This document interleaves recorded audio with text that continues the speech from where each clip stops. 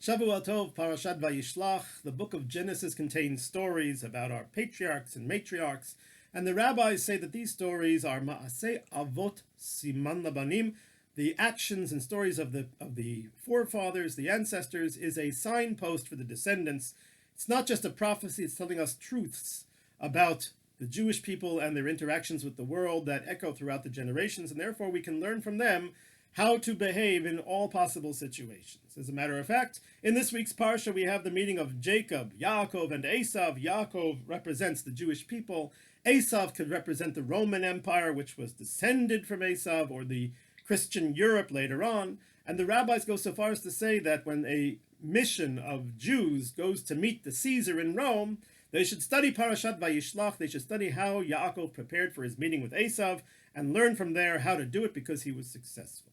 Now, even though he was successful, the rabbis are a little bit critical of some of the things that he did. Esav is coming and he wants to kill Yaakov, we assume, and Yaakov is very afraid. And so when he, after all of the preparations and everything, he then sees his brother Esav, he bows down 7 times. Now, there are those who say he bows down 7 times, that he's bowing down to Hashem. So they don't have a problem with it.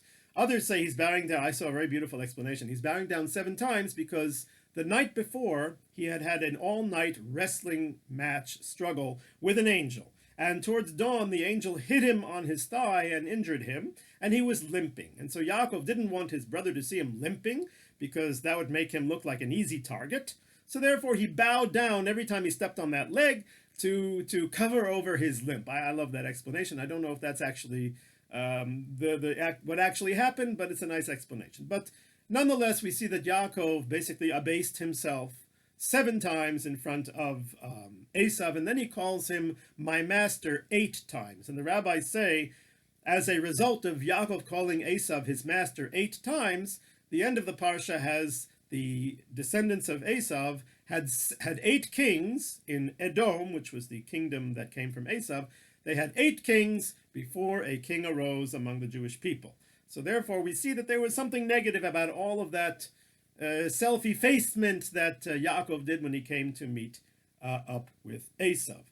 Another thing that needs to be explained is the night before, indeed, I mentioned that Yaakov had an all-night struggle with an angel, but the Torah doesn't call him an angel, the Torah calls him a man. But he's clearly an angel. Why not call him an angel? Why is he called a man? And then in the morning, the angel says to Yaakov, let me go, the dawn has come. And Yaakov says, I won't let you go unless you bless me. Why does Yaakov need a blessing from this angel?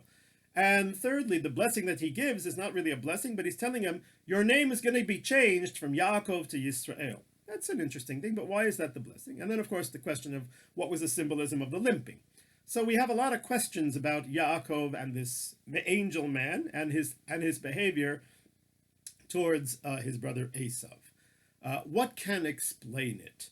There's a story in the book of Esther that the evil prime minister Haman, who wants to destroy the Jews, also makes a rule that everybody in the empire has to bow down to him, and Mordechai refuses to bow down, which really gets under Haman's skin.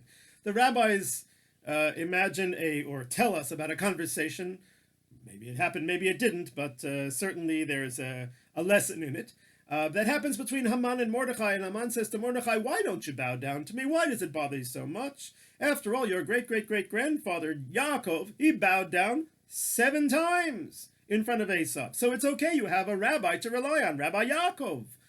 And Mordechai answers and says, no, I am a descendant of Binyamin. And Binyamin did not bow down to Esav. Why? Because Binyamin had not been born yet. He was born after Yaakov meets Esav. So there was a rabbi in Beit Vagan in the Beit Knesset Hagra, Rabbi Heyman, and he writes that, or I saw it written in his name. The obvious question is, why does this answer work? I mean, okay, fine. Mordechai is a descendant of Binyamin, and Binyamin didn't bow down to Esav, but Binyamin is the son of Yaakov, and so therefore Mordechai is still the great grandson of Yaakov, and Yaakov did bow down. So the fact that there was a son who didn't, what does that help me? I mean, for all of the tribes, there were grandchildren who didn't, right? So what good does that do? The answer that Rabbi Haman gives is a brilliant answer. He says, because Yaakov was not called Yaakov when Binyamin was born.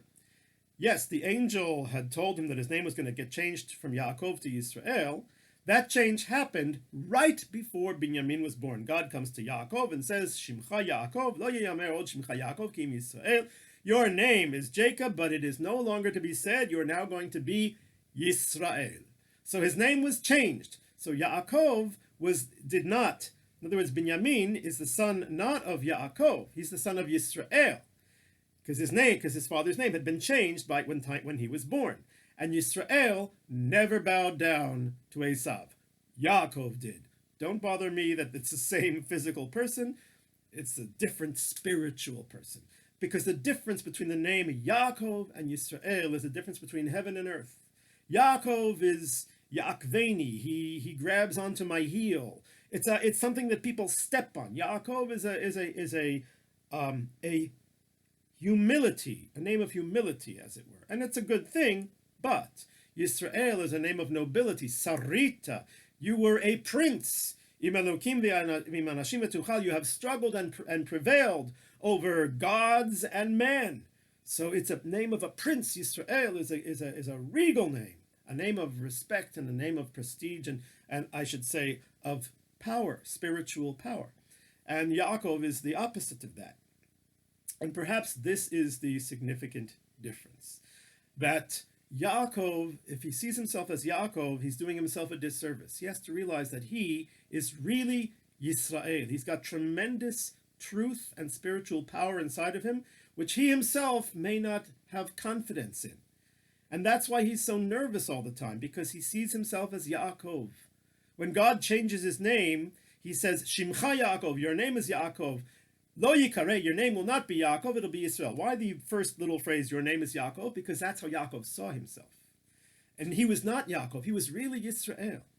And that's why when he sees the angel at night, he doesn't think it's an angel. He thinks, why would an angel take the time of day to deal with me? It must be a man, it must be an ish. But then he realizes, no, it's an angel. Wow, it's an angel, I got to get a bracha. You don't need a bracha from this angel, Yaakov, because you are not Yaakov. You are Yisrael. And that's what the angel himself says to him. You're not Yaakov, you're going to be called Yisrael. You don't realize your power. And the angel makes him limp. Limping symbolizes being bent over. Because if you're going to call yourself Yaakov and think of yourself as Yaakov and not Yisrael, you're injuring yourself, you're humbling yourself. And therefore Yaakov bows down 7 times and refers to Esav 8 times as my master, and there were consequences for that. He really should have realized that he is Yisrael, and then it would have been different. Just like Mordechai said to Haman, basically, I am the son of Binyamin ben Yisrael, and Yisrael did not bow down to Esav, and I will not bow down to you. And this is telling us that when the whole world has certain ideas and certain morals and ethics that are in contradiction to the values of the Torah, we may be tempted to say, okay, well, I will accept what everybody else is saying and believing, even though I know that the Torah tells me the opposite. We shouldn't do that. We shouldn't be Yaakov, we should be Yisrael.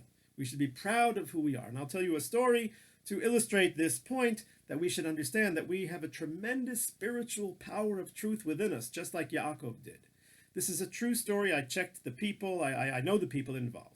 My dad used to volunteer for an organization in America called Brit Shalom. We lived on the south shore of Long Island on the outskirts of New York. And Brit Shalom was an organization that back in the 1970s would present lectures, to Christian groups about the state of Israel advocacy and Hasbara, if you will. And this is already back in the 1970s. And he would do this often. He told me once he went to a Lutheran church in the nearby town of Massapequa Park. We grew up in Merrick. My dad went, it's a 12, 15-minute ride to Massapequa Park. And he gave a presentation in this Lutheran church. And at the end of the presentation about Israel, they asked a few questions. And then they started asking different questions like, have you ever read the New Testament? Have you ever studied about Jesus? Have you ever attended a Lutheran or Christian prayer service? And my father quickly understood that they're trying to convert him. So he said, thank you very much. It was a pleasure. And he went home. And he told me this story a number of years ago. And I said, Dad, I want to tell you a story that I heard that will explain exactly what was going on in that church. I heard a lecture from a man named John Hove. And John Hove told the story he had been a pastor of a Lutheran church just like that one in Massapequa Park. And there was a time in the 1970s when the Lutheran movement was really trying to do outreach to the Jews. And in their church, they were very devoted, and they wanted to bring Jews in to their church and, according to their opinion, save them. And so they decided to do it by holding a series of cultural events, concerts, films, lectures. Get Jews from the neighborhood, there are a lot of Jews in the South Shore of Long Island, to come into the church, and then they would from there be able to convince them with propaganda, with materials, to come to a class on the New Testament, on Jesus, and eventually come to a prayer service, which was their goal. So they had this program for a year. They had concerts and all kinds of events, and at the end of the year they sat to have an evaluation. We had a lot of Jews come to our concerts and lectures and films and everything. And how many of them came to a prayer service? Big fat zero. They said, where did we go wrong?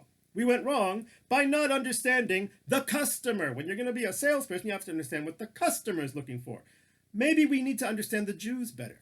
Maybe we need to study what they believe, their Bible, even their language, and even the verses in the book of Isaiah that we know prove that Jesus is the Messiah, according to their opinion. Let's understand why the Jews don't read those verses and immediately become Christians. We need to study it in Hebrew and in context. Well, they started studying the Bible in Hebrew and in context, and they realized fairly quickly the Jews are right. These verses don't say what we were told that they say all along. And they decided, if we're going to be honest, we need to de-emphasize Jesus in our prayer service, and we need to have a more God focus, as it were. And they even introduced a couple of Hebrew prayers and songs into their prayer service. And well, the Lutheran umbrella organization found out about this church and said, hey, listen, guys, this is not going to wash.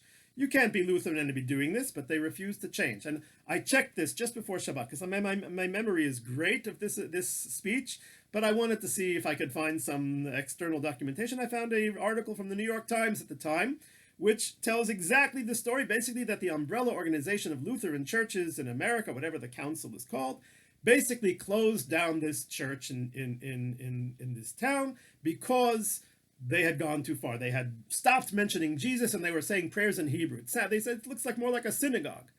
So when they closed the church, John Hove, the pastor, realized, I don't believe in Christianity anymore. And so he decided to convert with an Orthodox conversion and became Jewish.